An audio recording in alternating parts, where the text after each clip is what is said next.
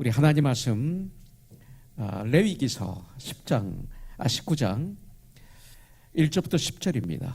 우리 교독하는 시간을 갖도록 하겠습니다. 레위기서 19장 1절부터 10절. 여호와께서 모세에게 말씀하여 이르시되 너는 이스라엘 자손의 모중에 주마라. 너희는 거룩하라. 이는 나 여호와 너희 하나님이 거룩함이니라. 너희 각 사람은 부모를 경외하고 나의 안식일을 지키라. 나는 너희의 하나님 여호와이니라. 너희는 헛된 것들에게로 향하지 말며 너희를 위하여 신상들을 부어 만들지 말라. 나는 너희의 하나님 여호와니라.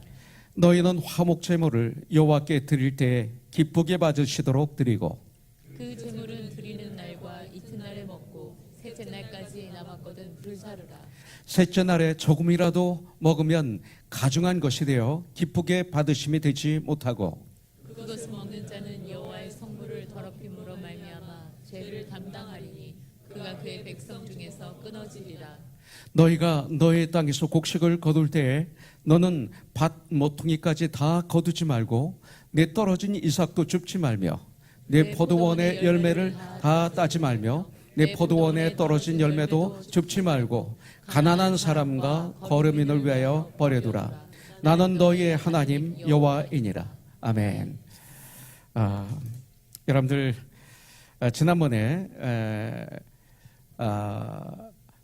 한두 달 전일 겁니다. 말씀을 우리가 받을 때 민수기 6장 22절부터 23절을 가지고 날마다 여러분들이 자녀들을 축복해 주라고 말씀을 드렸어요. 또 아내가 남편에게, 남편이 아내에게, 또 우리가 만나는 형제자매들을 이렇게 한번 축복하는 기도를 해 주라고 우리가 말씀을 받은 것을 여러분들이 기억하기라고 믿습니다. 여기 보면 여호와께서 모세에게 말씀하여 이르시되 너 아론과 그의 아들들에게 말하여 이르기를 너희는 이스라엘 자손을 위하여 이렇게 축복하여 이르되 내 아들과 내 딸들을 위하여 내 아내 내 남편 여호와는 내게 복을 주시고 너를 지키시기를 원하며 여호와는 그의 얼굴을 내게 비추사 은혜 베푸시기를 원하며 여호와는 그 얼굴을 내게로 향하여 드사 평강 주시기를 원하노라 할지니라 하라. 그들은 이같이 내 이름으로 이스라엘 자손에게 축복할지니 너희 아들에게 내 딸에게 너희 가족에게 축복할지니 성도 서로 간에 축복할지니 내가 그들에게 복을 주리라. 이건 약속입니다. 여러분들 우리 자녀들이 잘 때 들어가서 이렇게 읽으세요. 암송 오면 기도해 주세요. 축복하세요. 날마다. 그래서 얼마나 큰 재산인지 모릅니다. 오늘 말씀은 어제 큐티의 말씀입니다. 특별히 19장은 십계명이 여기 다 나옵니다. 그래서 19장은 십계명을 풀어놓은 장이다. 이렇게 볼 수가 있습니다. 십계명을 한마디로 얘기하면 뭐예요? 하나님 사랑, 이웃 사랑입니다. 그러니까 하나님을 목숨을 다하여 온 마음을 다하여 성품을 다하여 사랑하고 네 이웃을 내 몸처럼 사랑하라. 이것이 십계명입니다. 십계명을 또 한마디로 얘기하면 거룩하라입니다. 내가 거룩하니 너희도 거룩하라 이 소리입니다. 특별히 오늘은 너희는 거룩하라 이 제목으로 말씀을 받기를 원합니다. 그런데 3절에 보면 너희 각 사람은 부모를 경외하고 나의 안식일을 지키라. 나는 너희의 하나님 여호와이니라. 이렇게 말씀하고 있어요. 나는 너희의 하나님 여호와이니라. 이 말씀을 들을 때 여러분들 지금 밋밋하면 안 돼요.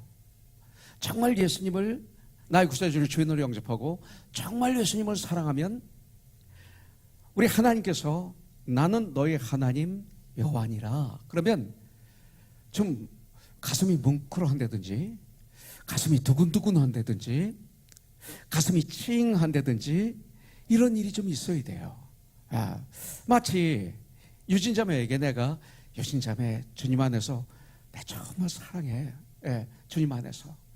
그런데도 알아요. 하고 가버리면 그거 안 되는 거예요. 그러면 우리 목사가 나를 주 안에서 정말 사랑하는구나 하면서 좀 이게 뭐 찡하지는 않더라도 그래도 좀 뭐 이게 와야죠. 이게 서로 간의 이 관계 아니겠어요? 관계잖아요. 그죠? 예. 그 영준 형제가 일부 예배 때 찬양을 했는데 전 아주 은혜를 많이 받았어요. 예. 그래서 우리 예배 때에도 좀 성도들에게 은혜를 받게 하고 하나님께 영광 올려드려야 되겠다 이렇게 했어요. 그 찬양할 때 그 가사 하나하나가 나의 마음에 와닿았어요. 일부 예배 드릴 때 그 데뷔 기도를 저스틴 김 선생이 했어요. 지금 초등부에 내려가서 가르치고 있는데 근데 제가 그 이제 안경을 닦으려고 이렇게 이제 독일에서 사온 그 닦는 거 있어요. 한 번 닦고 버리는 건데 조금 있으면 빨리 말라요. 알코올이라. 그래서 바로 제 대의 태규 형제 지금 저기서 사회 갖고 있는데 형제가 안경을 끼고 있으면 내가 빨리 닦고 같이 닦으려고 보니까 기도가 끝났는데 눈물을 글썽글썽 오고 있어요. 기도하고 내려온 저스틴이 보니까 막 또 자기가 울고 있어요. 일부 예배 때. 예. 그러니까 그걸 보고 또 내가 눈물이 나요. 막 그 주위가 전염이 되는 거예요. 그 기도가 그렇게 간절히 이 젊은 청년이 하나님께 우리를 대표해서 올려드린 그 기도가 막 전염이 되면서 그 주위에 아마 다른 데도 마찬가지였을 거예요. 예. 이렇게 오는 거예요. 그와 마찬가지로 나는 너의 하나님 여호와이니라 할 때 여러분들 성령님이 도와주셔서 여러분들에게 어떤 이 타치하심이 있기를 주님의 이름으로 축복합니다. 이게 굉장히 중요한 거예요. 왜냐하면 이분이 어떤 분입니까? 그거예요. 바로 그것을 알면 감동이 오는 거죠. 내가 내 하나님이야 종용아 할 때 감동이 와야 돼요. 전 암 수술할 때 이 감동이 엄청나게 왔었어요. 엄청나게. 수술 끝내고도 이 위로가 얼마나 컸는지 몰라요. 그것이 저를 살린 거죠. 여러분들의 기도와 함께 이것은 위로가 되는 것입니다.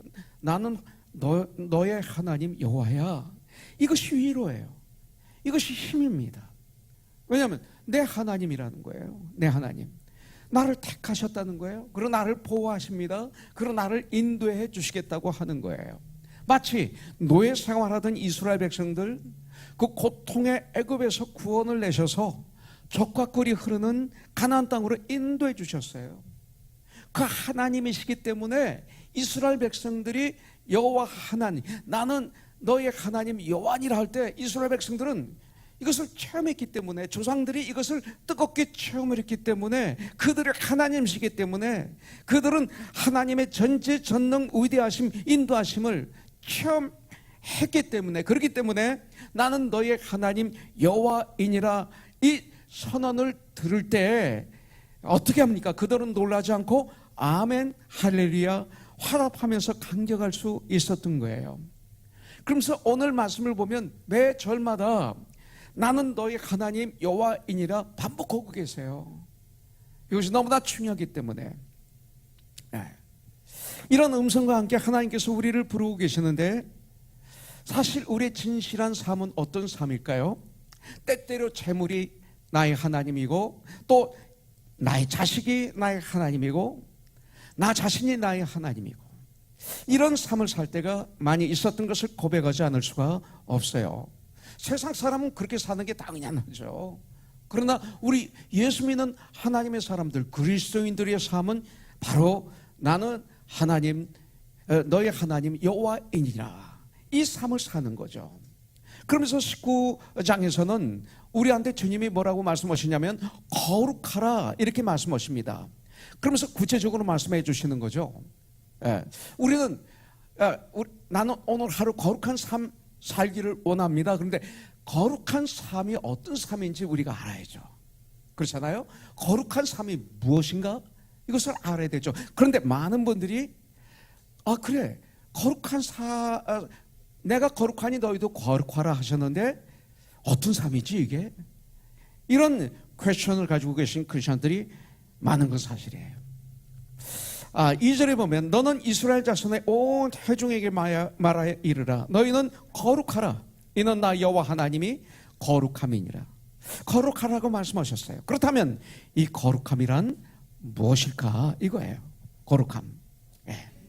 예수를 믿는 모든 그리스도인들에게 주신 말씀이죠. 여기서 보니까 너는 이스라엘 자손의 온 회중에게 말하여 이르라. 그러니까 이스라엘 백성들은 한 명도 빠지지 말고 거룩해야 돼요. 이 얘기는 뭐냐면 우리가 참 그리스도인이 되었다면 참 그리스도인은 한 명도 빠지지 말고 모두 다 거룩하라고 말씀하고 있는 거예요. 그렇다면 이것이 뭡니까? 거룩함이 그리스도인과 비그리스도인, 성도와 불신자를 구별해주는 성격이 거룩함이구나라는 걸 우리가 알게 되죠. 베드로전서 1장 15절에 보면 오직 너희를 부르신 거룩한 이처럼, 예수님이 거룩하신 분이에요. 주님이 나를 부르셨어요. 너희도 모든 행실에 거룩한 자가 되라, 이렇게 말씀하고 있어요. 그렇다면 이 거룩이 뭘까요? 거룩하다라는 게 무슨 뜻일까요?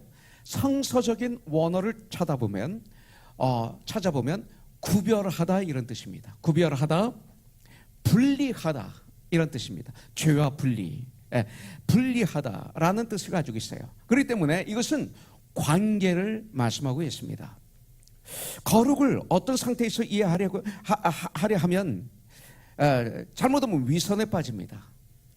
거룩을 잘못 이해하면 교만해지고 위선에 빠지고 그리고 이단에 빠질 수가 있습니다. 크리스찬은 자세 중요합니다. 행동도 중요합니다. 옷 입는 거 중요합니다. 말하는 거 중요합니다. 그러나 이런 상태에서 거룩을 찾는 것은 아닙니다. 하나님과의 관계에서 거룩함을 찾아야 돼요. 거룩함은 바로 하나님과의 관계에 숨어 있어요. 하나님만이 거룩하신 분이거든요.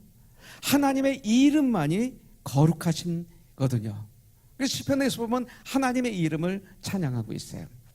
하나님과의 관계가 올바로 될 때 우리들도 거룩한 사람이 되는 거예요. 하나님을 떠나서는 인간이 거룩해질 수가 없는 거예요. 하나님과 함께 있는 것을 거룩이라고 그래요. 하나님이 없이 예수님을 믿지 않고는 절대로 우리 스스로 선을 행하고 도를 닦는다고 해서 거룩해질 수 있는 것 아니에요. 이 세상에 종교가 얼마나 많아요? 그러나 바로 거룩이라는 것을 찾으려고 애쓰다가 끝나는 것이 세상의 종교예요. 왜냐하면 하나님 한 분만이 거룩하신 분이거든요. 그래서 하나님을 찾아서 만났을 때 그때서야 거룩을 알게 되는 거예요. 그렇기 때문에 거룩은 이다라고 말하는 수 있는 것이 아니고 거룩은 과정입니다. 과정. 거듭남은 한 번으로 끝납니다. 내가 예수님을 영접하는 것, 영접하고 영생을 구원받고 하나님의 자녀가 되고 죄 용서함을 받고 영생을 얻고 한 번입니다. 한 번의 그런 과정을 통과합니다. 그러나 거룩은 과정입니다. 거룩은 레위기에서 제사를 강조하는 이유는 그것이 곧 거룩이어서가 아니라 거기에서 거룩이 시작되기 때문에 그렇습니다. 거룩은 하나님께 제사를 드리고 자기 몸을 정결하게 하는 것만으로 끝나는 것이 아니라 실제 사회생활로 이어져야 됩니다. 거룩은 과정입니다. 그래서 레위기서 19장은 그 안에 10계명이 다 들어있다고 그랬는데요. 다 들어있다고 그랬는데요. 특별히 거룩에 대해서 설명하고 있어요. 거룩이 무엇인지를.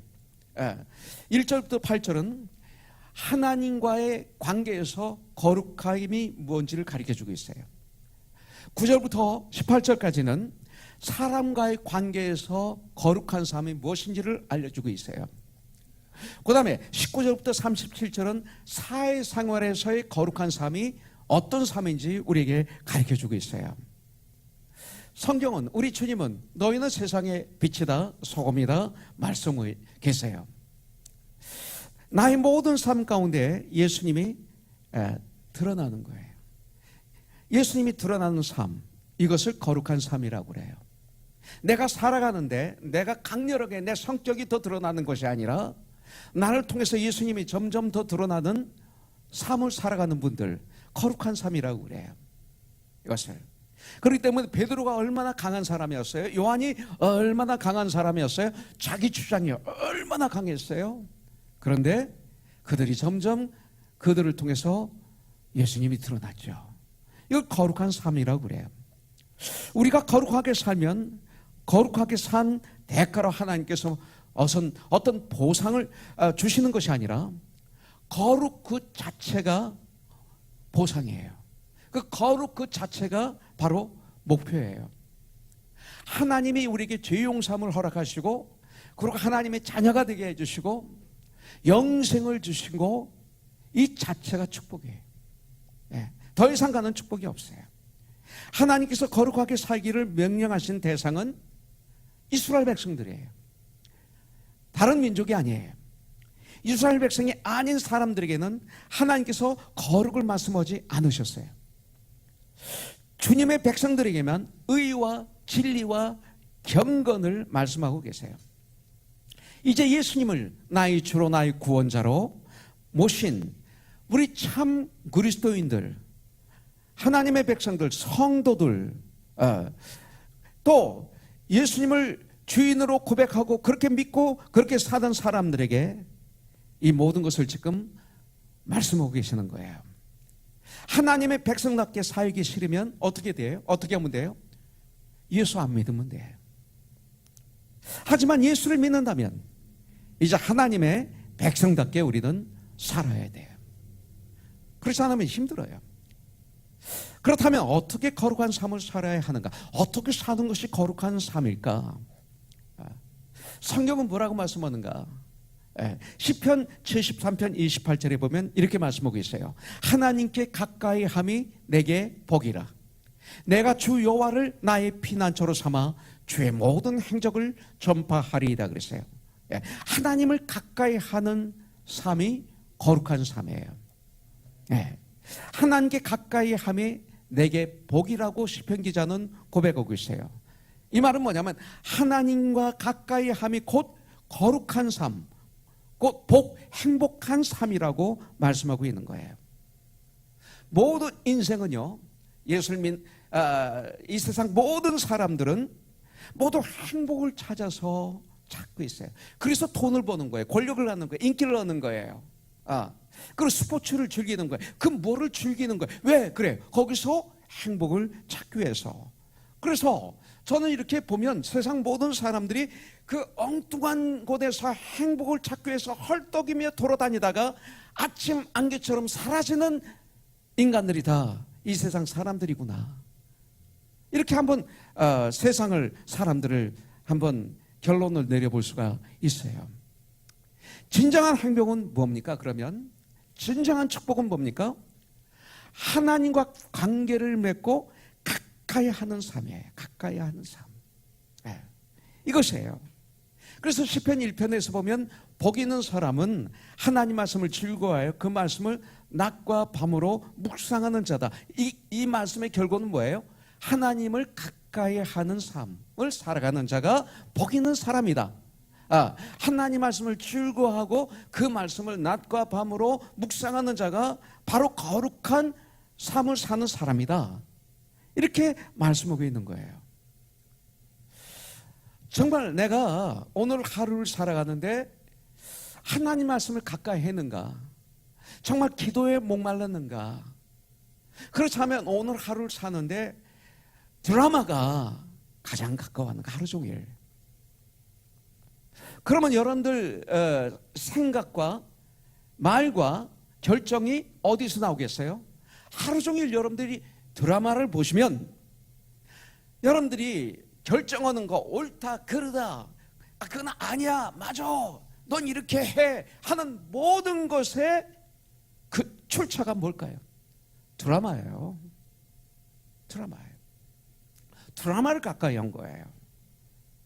근데 정말 드라마도 봐야 되죠. 즐기세요. 그런데 하나님 말씀을 가장 즐거워하고 그냥 그날짜 잠언을 읽고 영어로도 읽고 한국말로도 읽고 또 시편 5편을 또 읽고 그 날짜에 시간만 내면 다 읽을 수 있어요. 바빠서 아니 24시간 중에 그 성경 조금 있는데 그거 읽지 못하면 무슨 그리스도이네요. 그렇잖아요. 얼마나 하나님을 가까이 하지 않는 삶입니까 여러분들. 얼마나 세상과 가까워요. 그리고 모든 결정을 세상적으로 하는 거예요. 이걸 얘기하는 거예요. 거룩한 삶은 하나님과 가까이 하는 삶이에요. 말씀을 가까이 하는 삶이에요. 기도하는 삶이에요. 이렇게 결론을 내릴 수가 있어요. 여러분들 말씀을 계속 묵상하고 말씀을 붙잡고 무시로 기도하고 이게 하나님을 가까이 하는, 예수님을 가까이 하는 삶이에요. 그럴 때 놀라운 역사가 일어나는데 생각이 달라지고 말이 달라지고 보는 눈이 달라져요. 결정하는 것들이 달라져요. 그러면 그분을 통해서 주의 유익이 막 흘러요. 거룩한 삶이에요. 내 하나님이 거룩하니 너도 거룩하라. 이것은 상태가 아니라 뭐예요? 자세입니다. 자세. 과정입니다. 하나님께 가까이 하는 태도가 결국은 거룩이다. 이렇게 볼 수 있어요. 예수님을 믿고 회개하고 예수님을 나의 주인으로 모셔 의롭다 칭함을 받았어요. 그러면서 거룩하다 칭함을 받았다고 그랬어요. 진실로 예수님을 믿는 믿음이 거룩이에요. 또 죄를 멀리하고 하나님 말씀대로 순종하고 하나님의 영광을 위해서 살려고 하는 그 삶의 태도가 거룩한 삶인 거예요. 바로 이어 주님은 말씀하십니다. 예수님을 진실로 믿을 때 오는 거룩한 구체적인 삶은 무엇이냐 이거예요. 구체적인 삶. 3절에 나와 있어요. 3절에 보면 너희 각 사람은 부모를 경외하고, 부모를 경외하는 게 거룩한 삶이에요. 주 안에서 부모를 경외하는 삶. 여기 나오는 경외는요, 잠언서 1장 7절에 나오는 경외와 같은 말이에요. 잠언서 1장 7절에 보면 여호와를 경외하는 것이 지식의 근본이거늘, 영어로는 beginning of knowledge 그랬어요. 지식의 근본이거늘 여호와를 경외하는 것은 미련한 자는 지혜와 훈계를 멸시하느니라. 하나님 말씀을 멸시하느니라. 이렇게 말씀하고 있어요. 잠언서 9장 10절에도 나와 있죠. 여호와를 경외하는 것이 지혜의 근본이요, 지혜의 출발이 돼요. 거룩하신 자를 아는 것이 명철이라. 명철이 저 사람 참 명철한 자야. 그 명철이 무슨 뜻이에요? 하나님을 아는 지식. 거룩하신 자를 아는 것을 성경은 명철이라고 말하고 있어요. 여기서 나오는 이 경외, 하나님을 경외하는 것, 이 단어가 부모를 경외하는 것에 같이 쓰여진 것은 뭐예요? 부모를 경외하는 것이 곧 하나님을 경외하는 것과 밀접한 관계가 있다라고 우리에게 가르쳐주고 있어요. 레위기 19장 32절에 보니까 너는 센 머리 앞에서 일어서, 그러니까 노인들이에요. 센 머리 앞에서 일어서고 노인의 얼굴을 공경하며 네 하나님을 경외하라. 나는 여호와이니라. 이렇게 말씀하고 있어요. 노인을 공경하는 것이 하나님을 경외하는 것이라고 여기서 말씀하고 있어요. 현대인은 노인을 너무 멸시해요. 이 시대에 많은 우리 크리스천들도 부모를 공경하지를 못하고 있어요. 왜 현대인들은 노인을 무시할까요? 그것을 통해서 주님은 너희는 하나님을 경외하지 않고 있구나라는 걸 우리에게 보여주시는 거예요. 이 말은 결국 하나님을 경외하지 않기 때문에 현대인은 노인을 무시하는 거예요. 일부 예배 때 내 부모를 공격하라 했다가 얼마나 공격을 제가 공격이라고 얘기를 해서 빨리 정정했는데 끝나고 났다면 쌤기 형제가 뭐라고 하냐면 빨리 정정해서 참 다행이었습니다 그러는 거예요. 목사님 공격이라고 실수해서 제가 가슴이 덜컹했는데 노인을 공격하면 안 되죠. 공경해야죠. 내 부부를 공경해야죠. 신명기 5장 16절에 보면 너는 내 하나님 여호와께서 명령하신 대로 내 부모를 공경하라. 그리하면 내 하나님 여호와가 내게 준 땅에서 내 생명이 길고 복을 누리리라. 이 말은 뭐냐면 그럴 때 하나님이 너무 기뻐하신다 이거예요. 기뻐하신다. 그림자로 하나님을 경외하는 그림자로 부모를 우리에게 허락하신 거예요. 그래서 에베소서 6장 2절부터 3절에서도 내 아버지와 어머니를 공경하라 주 안에서 이것은 약속에 있는 첫 계명이니 이로써 네가 잘되고 땅에서 장수하리라. 하나님을 경외할 때 잘되고 장수하거든요. 똑같은 말이에요.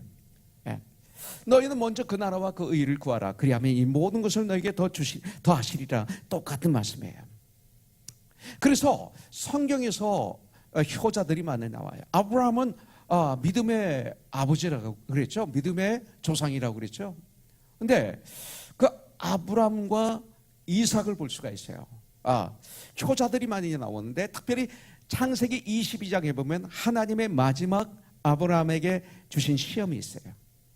그것이 뭐냐면 이거예요. 1절부터 2절에 보면 그 일 후에 하나님이 아브라함을 시험하시려고 그를 부르시되 아브라함아 하시니 그가 이르되 내가 여기 있나이다. 여호와께서 이르시되 네 아들 네 사랑하는 독자 이삭을 데리고 모리아 땅으로 가서 내가 네게 일러준 한 산, 이것이 모리아 산입니다. 그리고 그 모리아 산은 지금으로 말하면 예루살렘이에요.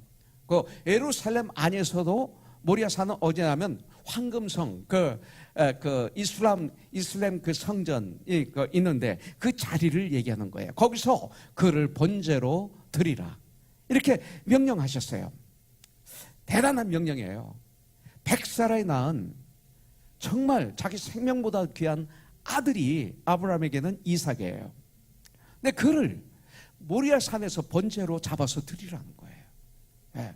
그러면 불평, 원망, 하나님 왜 주시고 뺐습니까? 별 얘기 할 얘기가 너무 많아요. 그런데 아무 얘기 안 했어요. 두 종과 이삭과 함께 갑니다. 3일 정도에서 갑니다. 그리고 모리아산 근방에 가까이 와서 두 종을 떨어뜨리고 그리고 이삭과 함께 6절에 보니까 번제할 나무를 이삭의 등에 지웁니다. 그리고 자기는 불과 칼을 손에 들고 두 사람이 모리아산으로 올라갑니다. 이삭은 그 당시에 10대 후반에 있는 젊은 청년이었습니다. 아브라함은 100살이 훨씬 넘은 정말 노인이었습니다. 그 이삭은 아버지보다 힘이 엄청나게 셉니다. 그래서 아버지를 두 손으로 꼭 붙잡으면 꼼짝 못할 그런 나이였습니다. 재물이 어디 있습니까? 물어볼 때 이삭이 바로 네가 재물이다 할 때 그는 거기에 순종했다는 거예요. 이거예요. 9절에 보니까 하나님이 그에게 알려주신 곳에 이른지라 이 아브라함이 그곳에 제단을 쌓고 나무를 벌려놓고 그의 아들 이삭을 결박하여 제단 나무에 놓고 이렇게 말하고 있어요. 이삭을 결박하여 제단 나무에 놓고 아마 아브라함이 아들 이삭을 잡아서 제단에 놓은 것이 아니라 아브라함이 제단을 쌓을 때 나무를 제단 위에 벌려놓을 때 이삭도 같이 제단을 쌓고 이 나무를 같이 벌려놓았을 거예요. 그런 후 이삭은 아버지가 결박할 때 순종한 거예요. 그리고 제단 위에 올라가라 그러니까 올라갔을 거예요. 왜냐하면 얼마나 무거워요. 그러니까 죽으러 제단 위에 올라간 거예요. 자, 이 장면을 우리가 한번 연상을 한다면요, 한번 그림을 그려보고 영화 같은 드라마 같은 그림으로 우리가 본다면 아버지의 순종과 이삭 아들의 순종이 막 어울려 있는 모습을 보게 돼요. 하나님에 대한 아브라함의 순종과 아버지 아브라함에 대한 이삭의 순종이 막 어울려져요. 그러니까 하나님께 순종하는 삶, 결국 아버지 아브라함에게 순종하는 것이 하나님께 순종하는 삶이다. 여기서 이걸 가르쳐주고 있는 거예요. 굉장히 중요한 거예요. 그래서 이것이 어울려져서 막 천국을 이루고 있는 거예요. 그 자리가. 영의 눈을 뜨고 보면 이 장면이 어디 이런 말씀이 있어, 어떻게 이럴 수가 있어 할지 모르지만 영의 눈을 뜨고 보면 이것처럼 아름다운 장면이 없어요. 아름 장면이, 여러분들 세상의 최상의 아름다움을 보여주고 있는 장 중에 하나가 창세기 22장이에요. 말씀에 순종하는 것이 하나님께 가까이 하는 삶, 곧 거룩한 삶이구나 라는 걸 우리에게 가르쳐 주는 거예요. 내 부모를 공경하라, 내 부모를 경외하라, 내 부모에게 순종하라. 이것을 행하는 것이 내 자신의 삶을 거룩하게 사는 것이다. 이것이 바로 하나님을 경외하는 것이다. 우리에게 알려주고 있어요. 자, 두 번째, 거룩한 삶. 3절이 계속해서 이어보면 너희 각 사람은 부모를 경외하고 나의 안식일을 지키라. 그 다음에 나오죠. 나는 너희의 하나님 여호와이니라. 네. 두 번째, 안식일 곧 주일을 올바로 지키는 것이 거룩이에요.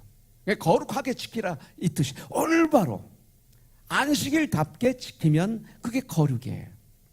그래서 거룩한 안식일이라고 하는 거예요. 우리는 거룩하게 올바로 지키지 않으면서 거룩한 안식일이라고 그래요. 많이들 안식 후 첫날, 주님이 부활하신 날, 우리들은 이렇게 여기 모여서 예배를 드려요. 네. 이 예배가 여러분들 우리의 삶의 가장 중심에 있도록 최선을 다해야 돼요. 이게 거룩한 삶이에요. 네. 전심으로 드려야 돼요. 이 예배가 일주일의 삶 중에 중심이에요.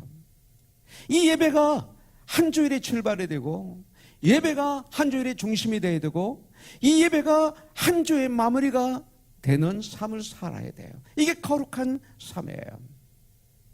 이 삶을 살아야 돼요. 여러분들 또한 삶의 예배가 되어야 돼요. 그렇게 예배를 드리고 세상을 나가면 삶이 예배가 되어야 돼요. 로마서 12장 1절에 보면 그러므로 형제들아 내가 하나님의 모든 자비하심으로 너희를 권하노니 너희 몸을 하나님이 기뻐하시는 거룩한 산 제물로 드리라. 이는 너희가 드릴 영적 예배니라 그랬어요. 네. 자, 그러면 산 제사로 내 몸을 드리는 예배는 어떤 예배일까? 그것을 로마서 6장 13절에서 설명하고 있어요.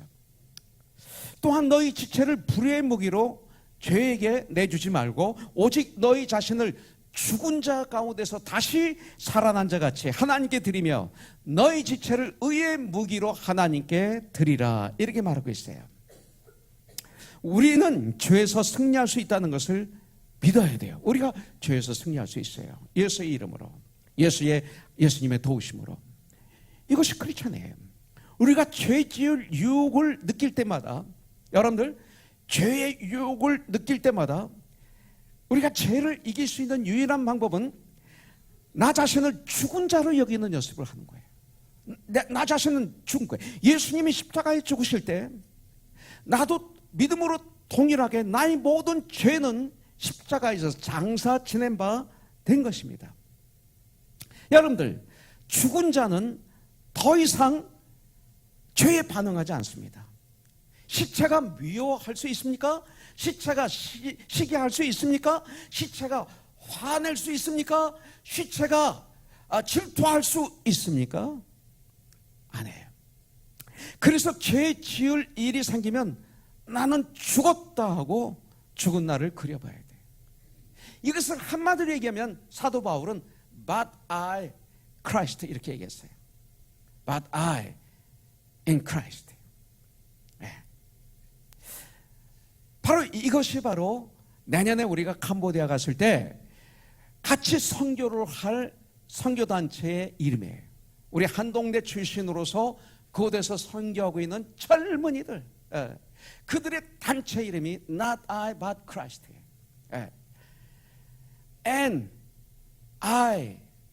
NIBC. 바로 이거죠. 이것이 바로 Not I but Christ. 이것이 유혹이 올 때마다, 죄와 싸울 때마다 생각해야 될 것이 내가 아니고 but 그리스도이다. 이걸 해야 돼요. 밤에 잠을 자야 그 다음날 힘차게 건강하게 일을 할 수 있어요. 제가 지난 화요일날 12번째 배에다 주사를 맞았어요. 얼마나 아픈죠. 그 전에 아픈 것보다 더 아팠어요. 면역력이 자꾸 떨어지는 모양이에요. 그래가지고 얼마나 아픈죠. 근데 주사를 맞기 전에 그 피를 빼고 난 다음에 검사를 했어요. 그다음에 간호사 의사를 만나서 얘기하는데 이분이 뭐라고 얘기했냐면 도구장로님 계신가요? 뭐라고 얘기했냐면 그동안 이것을 너무 힘들어서 포기한 분들이 3분의 1 내지 반 정도가 포기한 모양이에요. 아니 그동안 1년 동안 얘기하지 않다가 마지막 끝날 때 얘기하는 거예요. 끝날 때. 그 얘기를 들으니까 이게 아픈 게 사실 정상이었구나. 이게 다 참아야 되는 게 아니었구나. 이렇게 포기한 사람들이 많구나. 그 연구 실험 대상으로 이렇게 몇 사람이 있는데, 그러면 약이 힘들어서 포기했고 주사가 너무 힘들어서 포기한 사람들이 많은데, 당신 정말 잘했다고 아주 저에게 인커리지를 했어요. 그래서 힘차게 주사를 맞았는데, 이거 막 정말 하늘이 노래지는 거예요. 수요일 날 저녁이 가까웠는데 철엄마가 철아빠 집에 그냥 가 홍성표 전사 시키고, 근데 안 되겠어요. 그래도 그냥 해야죠. 그래서 예배를 인도했어요. 참 보람이 있었어요. 힘차게 예배를 인도할 수가 있었어요. 그래서 목요일 날은 하루 종일 끙끙 앓고, 금요일 날 이머전시 일들이 몇 가지가 있었어요. 한국에서 손님이 오고, 그래서 뭐 이 일은 꼭 해야 되는 일들이라 몇 가지를 하고, 저녁에 이제 빨리 토요 새벽 예배를 준비하기 위해서 이제 집에 가야 되겠다 그랬더니 또 철엄마가 철아빠 내일 새벽 예배는 홍성표 전도사에게 얘기하고 집에 가서 자 그러는 거예요. 토요일 날 새벽 예배 인도하려면 거진 밤을 새야 돼요. 아무래도 또 성경을 읽고 또 묵상하다 보면 12시쯤 돼요. 그러면 뭐 몇 시간 눈도 못 붙이는데 그냥 화장실 왔다 갔다 하다 보면 거진 새게 되는 거죠. 그래서 지난 금요일 날 저녁엔 제 아내 말을 들었죠. 그래서 집에 갔는데 하나님께서 단잠을 주시는 거예요. 그냥 죽었어요. 그냥 푹 자고 어제 아침에 일어났더니 얼마나 개운한지 몸이, 아픈 것도 많이 가라앉고 얼마나 좋은지. 잠을 자야 인간은 사는구나. 잠을 알맞게 자야 사는구나. 잠이라는 것을 죽음이라고 표현을 해요. 죽어야 사는구나. 잠 자는 거 죽은 거죠. 인간은 죽어야 살게 돼 있구나. 내가 안 죽으면 못 사는구나. 이런 걸 난 자꾸 이게 연결해서 보는 거죠. 죄에 대해서 죽어야 내가 의에 대해서 살고, 막 이렇게 막 혼자 어제 좋아가지고 막 그러는 거예요. 너무 상쾌하고 좋은데 잠을 자고 나니까 오랜만에 죽어야 사는구나. 내가 죽어야 사는구나. 내 옛사람이 죽어야 새사람이 사는구나. 내가 죄에 대해서 죽어야 의에 대해서 사는구나. 내 자아가 죽어야 내 안에 거룩한 예수님이 드러나는구나. 이것이 바로 죄를 이기는 비결이구나. 죄를 향해서는 끊임없이 죽어야 되는구나. 죄에 대해서 너 하는 것을 끊임없이 배워야 되겠구나. 그리고 하나님을 향해서는 무조건 예스 하는 것을 배워야 되는구나. 그 잠 하나 가지고 얼마나 제가 혼자 은혜 받고 웃고 그랬는지 모르겠습니다. 잠 하나 가지고 죽어야 사는구나. 그리스도인이 된 우리들을 성도라고 부릅니다. 우리가 왜 성도입니까? 단순히 죄를 짓지 말고 살아야 하기 때문일까요? 더 중요한 이유가 있는데, 우리가 하나님의 백성으로 구별된 이유는 하나님의 거룩한 일, 하나님의 거룩한 목적에 쓰임을 받기 위해서 우리를 구원해 주신 거예요. 구원받고 이 땅을 살아갈 때 목적이 있는 거예요. 이제 구원받은 하나님의 사람들은 이 땅을 살아가는데 하나님의 일을 해야 돼요. 목적이 있어요. 예. 그 전도하는 일, 구제하는 일, 사랑하는 일, 많은 일이 있지만 그 목적 중에 가장 중요한 게 예배예요. 예배. 믿는 자들의 예배는 너무 중요해요. 이 예배는 영원히 앞으로 천국에서 살아야 되는데 그 천국에서 사는 연습이 예배예요. 그렇기 때문에 이 예배는 전도보다도 어느 면으로 더 중요해요.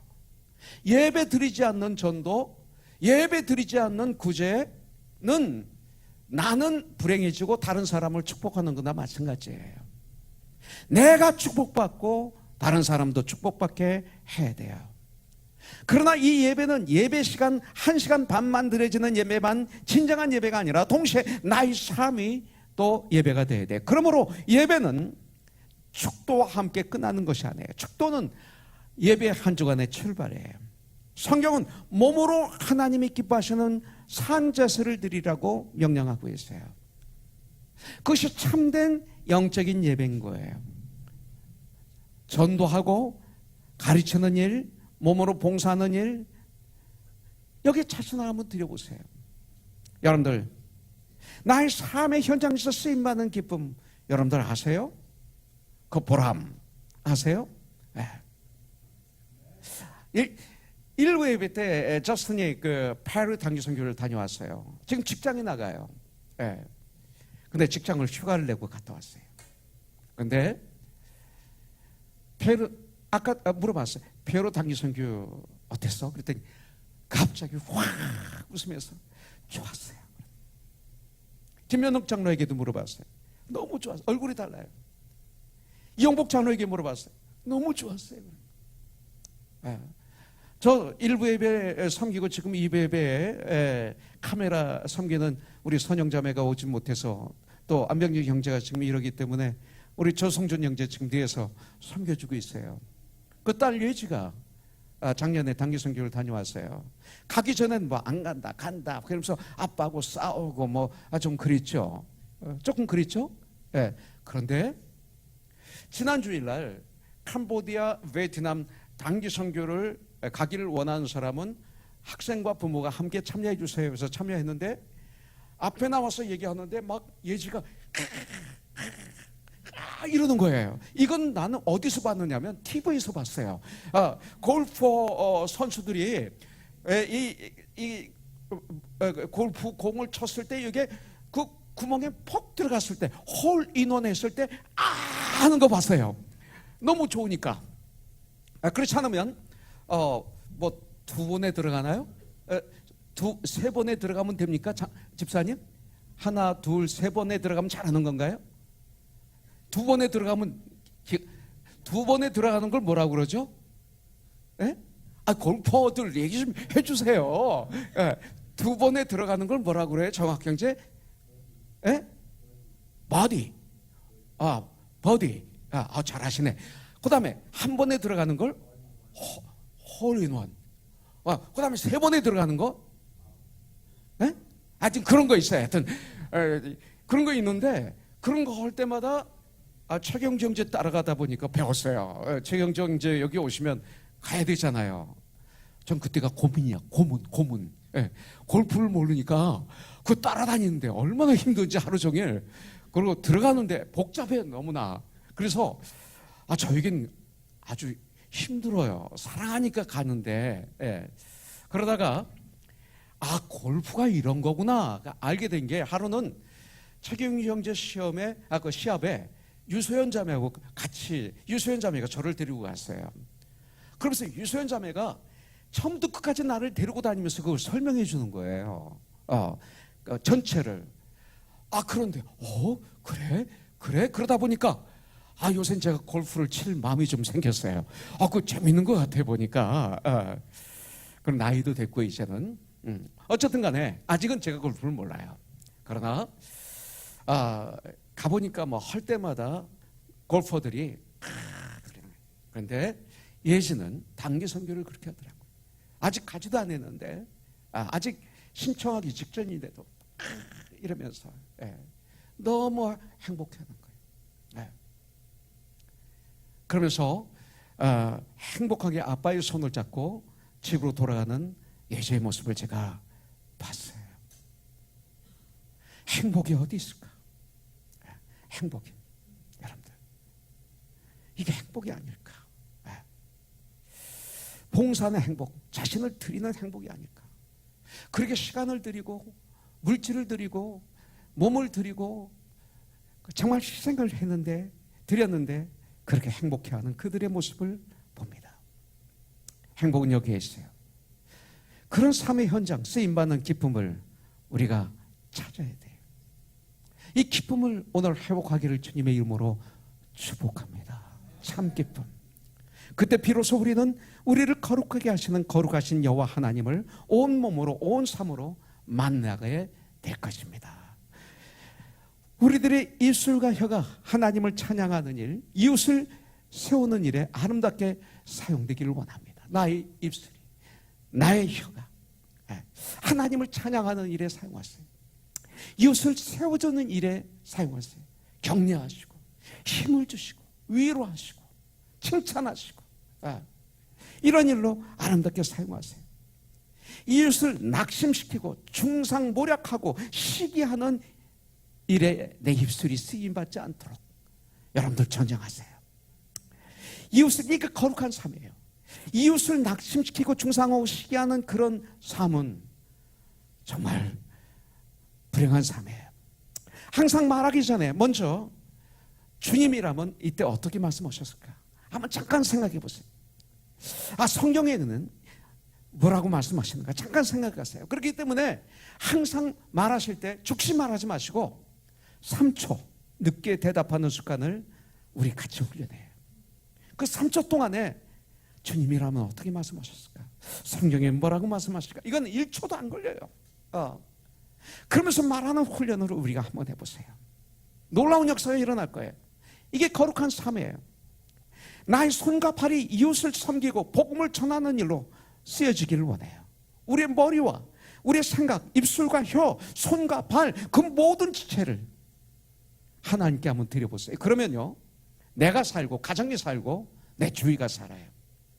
그게 그런 거예요.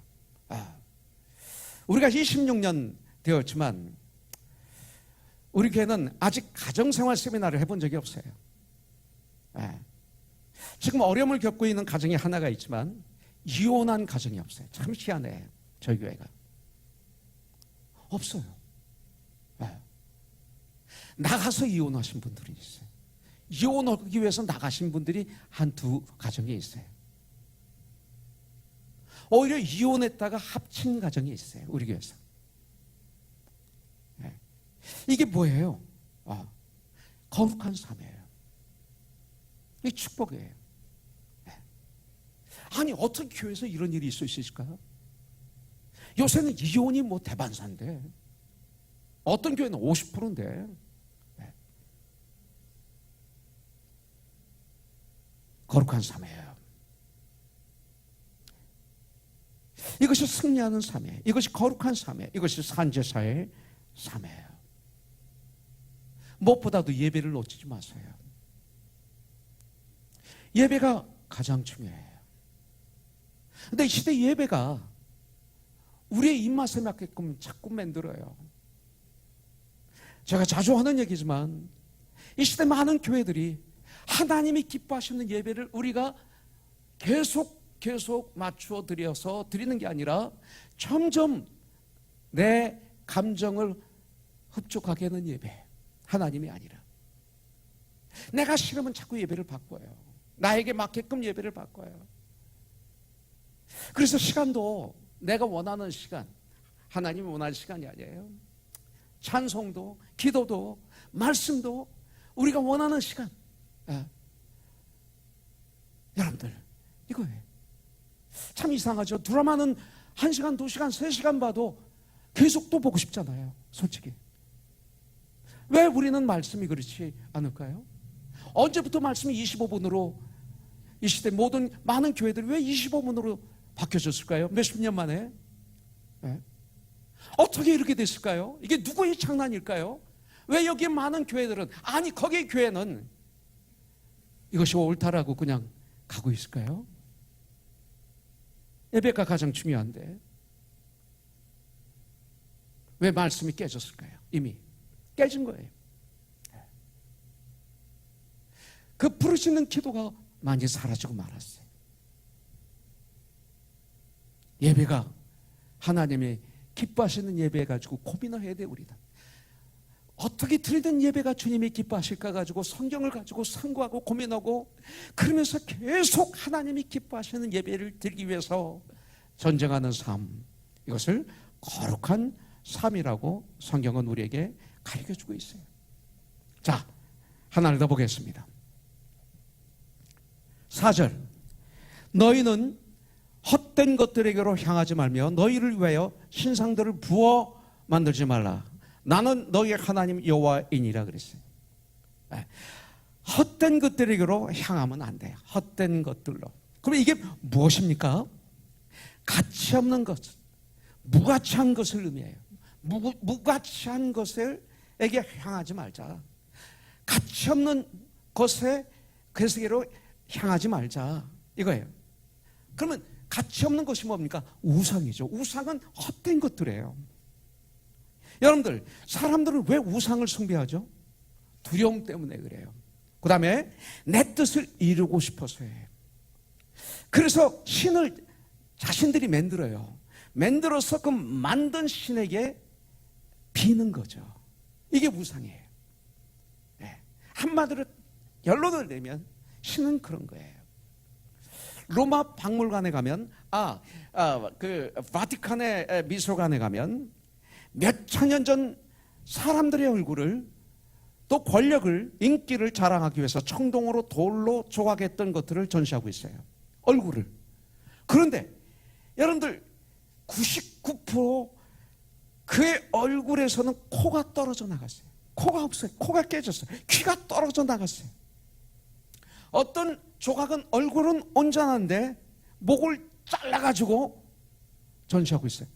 그러니까 죽어서도 이게 목 잘라 죽임을 당하는, 사형을 당할 때 목이 잘라, 사도 바울이 목이 잘라 그 죽임을 당했다는 설이 있는데, 이게 있어요. 그래서 목을 잘라서 얼굴만 몸체에서 잘라 놓은 것이 많이 있어요. 자기 이름을 기록한 것들도 있어요. 그런데 그 얼굴마다 상처가 가득해. 2000년이 지난 지금 그들의 이름, 그들의 상황, 그들이 누군지를 아무도 몰라요. 그들은 자기들의 영광과 그 영광이, 자기들의 영광이 영원토록 이어지길 위해서 그렇게 해놨는데, 지금도 마찬가지예요. 위대한 정치가들, 사업가들, 군인들, 심지어 목사님들까지 당신은 세상을 떠들썩하게 했었던 영혼들 지금 다 사라졌어요. 오직 2000년 동안 우리 예수 그리스도만이 태양보다 더 빛나고 있어요. 어제나 오늘이나 영원토록 동일하신 우리 주 예수님만이 인류를, 내 마음을 비춰주고 계세요. 우리들의 마음을, 정신을, 영을, 육체를 비추며 우리 주님은 지금도 우리를 인도하고 계세요. 나의 주인이신 예수 그리스도의 이름만이에요. 여러분들, 돈, 권력, 쾌락 등의 노예가 되면 인생은 추해됩니다. 이런 것들을 잘 사용해서 모든 영광을 하나님께 올려드려야 돼요. 세상은 헛된 것으로 가득 차 있습니다. 그러나 우리 성도들, 물질, 권력, 나 자신의 노예가 되지 말고 새로운 마음, 성령 충만함을 받아서, 정말 주님의 마음을 받아서, 성령 충만함을 받아서 그런 것들을 부리면서 날마다 하나님께 영광을 올려드리는 행복한 삶을 살기를 주님의 이름으로 축복합니다. 이게 거룩한 삶이에요. 자, 5절부터 8절 보면, 너희는 화목제물을 여호와께 드릴 때 기쁘게 받으시도록 드리고, 그 제물은 드리는 날과 이튿날에 먹고 셋째 날까지 남았거든 불사르라. 셋째 날에 조금이라도 먹으면 가중한 것이 되어 기쁘게 받으심이 되지 못하고, 그것을 먹는 자는 여호와의 성물을 더럽힘으로 말미암아 죄를 당하리니 그가 그의 백성 중에서 끊어지리라. 자, 화목제를 드릴 때 기쁘게 받으시도록 드려야 된다. 헌물을 드릴 때 기쁘게 받으시도록 드려야 된다. 결국 이 말은 뭐냐면, 감사가 넘치는 삶을 사는 것이 거룩한 삶이다. 이걸 가르쳐주고 있어요. 화목제는 하나님의 은혜에 감사하는 제사로 자원해서 드리는 예물이에요. 화목제는 강제로 드리는 것이 아니에요. 하나님께 감사해서 드리는 자원하는 제사 예물이 화목제예요. 하나님과의 관계 회복의 제사 예물입니다. 이게 거룩이에요. 거룩에 회복되었다 이거예요. 그렇기 때문에 하나님과 가까이 하게 되는 제사예요. 그래서 감사의 삶, 이것이 하나님께 가까이 나가는 길이고 성도의 거룩한 삶의 길이에요. 많이 가졌다 적게 가졌다 이것이 중요한 것이 아니라 정말 감사로 하나님께 많이 드렸다 적게 드렸다 이게 중요한 것이 아니라 정말로 하나님께 감사로 드리는 제사, 그런 생활, 이것이 우리에게 거룩한 삶이라고 그래요. 여러분들 실패했을 때도 병들었을 때도 일이 잘 되었을 때도 안 되었을 때도 감사하는 자세, 이것을 거룩한 삶이라고 그래요. 인생의 마무리, 마지막 호흡이 끊어지기 직전에 주님 감사합니다 하고 인생을 마무리하는 믿음의 선배들을 전 많이 봤어요. 이게 거룩한 마무리예요. 거룩한 마무리. 환경에 좌우되는 것이 아니라 환경을 초월한 감사, 이것이 중요해요. 그래서 골로새서 2장 6절에 그러므로 너희가 그리스도 예수를 주로 받았으니까 안에서 행하되 그랬어요. 주로 받았습니다. 얼마나 감사해요. 주로 받았어요. 예수님을. 얼마나 감사해요. 이 감사함을 풍요롭게 하는 거예요. 예수님을 나의 주로, 구세주로 영접했다 이거예요. 받았다 이거예요. 영접했습니다. 난 정말 주님을 영접했습니다. 이 증거가 바로 넘치는 감사예요. 하나님을 믿는 믿음을 가진 사람은 감사할 수 있어요. 여러분들 체질이 감사가 돼야 돼요. 이제는 인격이 감사가 돼야 돼요. 감사. 감사하면 참 좋아요. 감사하면. 사도행전 2장에 보면 초대교회 성도들은 순전한 마음으로 떡을 떼었어요. 식사를 했다 이거예요. 모일 때마다. 여러분들 사실 식사 잘하면 몸이 건강해집니다. 건강의 비결이 여기 나와 있어요. 우리 이용복 장로가 화선 집사가 요새 다이어트를 하는데 음식을 따라서 남은 음식을 먹다 보니까 8파운드를 뺐대요. 그걸 보니까 비쩍 말랐어요. 그래서 장로님 왜 이렇게 빠졌어? 그랬더니 화선 집사가 다이어트 하는데 난 그 뒤에서 다이어트하는 음식을 먹다 보니 이렇게 8파운드가 빠졌어요. 그러는 거예요. 그래서 안 되겠습니다. 아무래도 오늘부터 일주일에 한 번 신우랑 올케랑 가서 우리 식사하죠. 그랬어요. 자, 음식을 건강하게 잘 먹으면 몸이 건강해집니다. 건강의 비결이 음식 중에 하나가 음식입니다. 그런데 가만히 보면 우리가 식사할 때 마음을 해제합니다. 깨어 있어야 되는데 마음이 해제되고 막 생각도 해제되고 그래서 이상하게 우리가 식사할 때 목사나 성도나 할 것 없이 막 얘기합니다. 막 이 얘기 저 얘기 험담 가심 별 얘기 다 하면서 음식을 먹기 때문에 그 음식이 바이타민 천국 바이타민이 되지 않는 거예요. 참 음식을 먹을 때 보면 식사할 때 욕심이 많습니다. 일부 예비들도 말했지만 제 아내가 그래. 철 아빠는 다른 건 욕심이 없는데 왜 음식에 욕심이 많아 그러는 거야. 난 없는 줄 알았거든요. 제 아내가 그렇다면 그런 거예요. 왜? 제일 저를 잘 아니까. 그때부터 제가 막 전쟁을 했죠. 요새는 안 그래요. 걱정하지 마세요. 그러면 음식에 욕심이 많으면 막 많이 먹죠. 그래서 병이 걸리는 거예요. 유기병 들어요. 3일째까지 간직해서 먹지 말라고 그랬어요. 욕심 부리지 말라 이거예요. 감사로 드리라 이거예요. 식사할 때 아무 생각 없이 말들을 막 합니다. 가십을 하고 공격하고 정신이 병들 수 있습니다. 육신의 음식은 먹는데 정신이. 그런데 한 숟가락 한 숟가락 진적 감사하면서 먹으면 어떻게? 먹을 때 맛있네. 우리 여성교회 자매들 참 맛있게 만들었네. 참 감사하네. 그러면 그냥 뭐예요? 생각이 감사하고 육신이 막 감사해서 춤을 추고 있고 얼굴이 환해지고 그러면서 막 먹는 거예요. 상대방을 배려하고 마치 성찬식을 행하는 것처럼 감사와 감격으로 매 음식을 먹는다면 얼마나 건강해질까요? 영혼 육이. 그러나 욕심으로 먹으면 정신이, 영이, 육체가 긴장합니다. 그래서 잘못하면 그 음식이 독이 될 수가 있습니다. 감사는 영혼욕을 건강하게 하는 비결입니다. 여러분들. 그래서 여러분들 데살로니가서 5장 16, 17, 18절에 보면 항상 기뻐하라, 범사에 감사하라, 쉬지 말고 기도하라. 이것은 하나님께서 바로 그리스도 예수 안에서 너희를 향하신 하나님의 뜻이니라. 이렇게 말하고 있어요. 이것은 명령입니다. 마지막으로 9절부터 10절에 보면 너희가 너희 땅에서 곡식을 거둘 때 너는 밭 모퉁이까지 다 거두지 말고 내 떨어진 이삭도 줍지 말며 내 포도원의 열매를 다 따지 말며 내 포도원에 떨어진 열매도 줍지 말고 가난한 사람과 거류민을 위하여 버려두라. 나는 너희 하나님 여호와니라.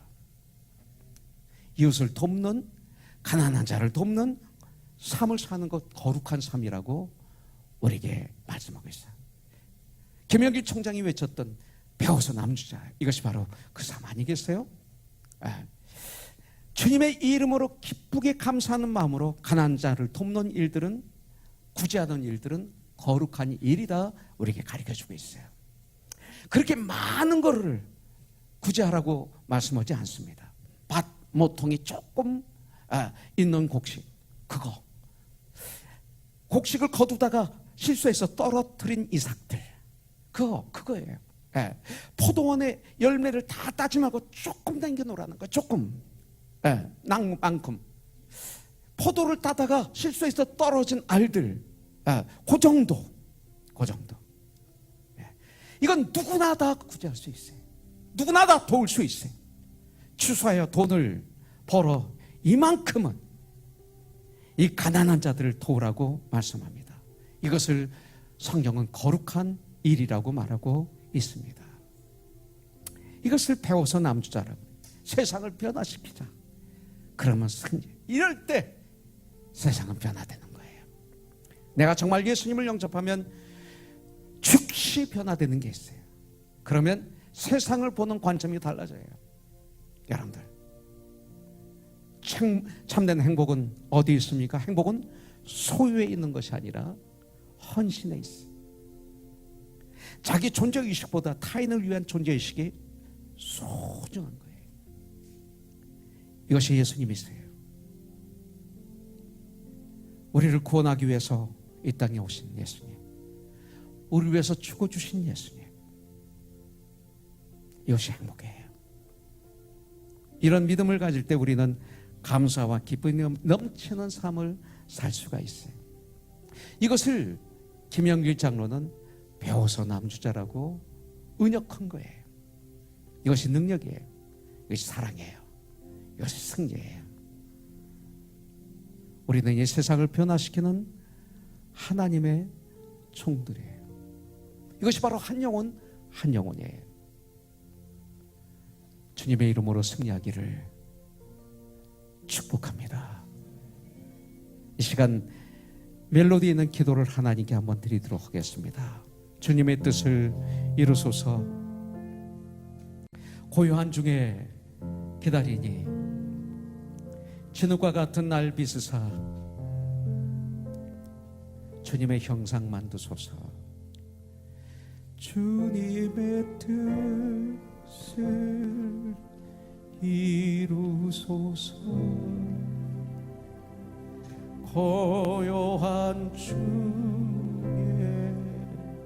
기다리니 진흙과 같은 날 빚으사 주님의 형상 만드소서. 주님의 뜻을 이루소서. 주님 발 앞에 엎드리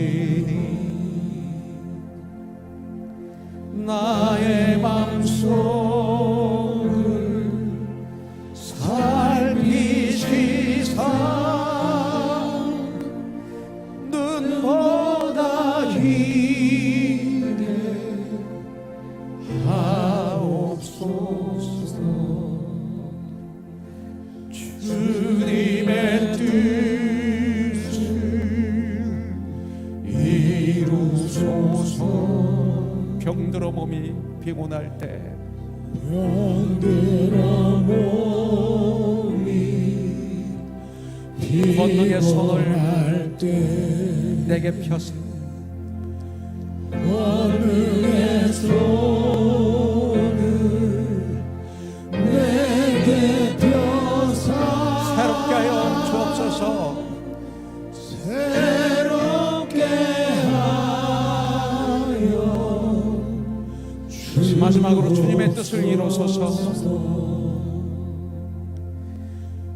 주님의 뜻을 이루소서. 온전히 나를 주장하사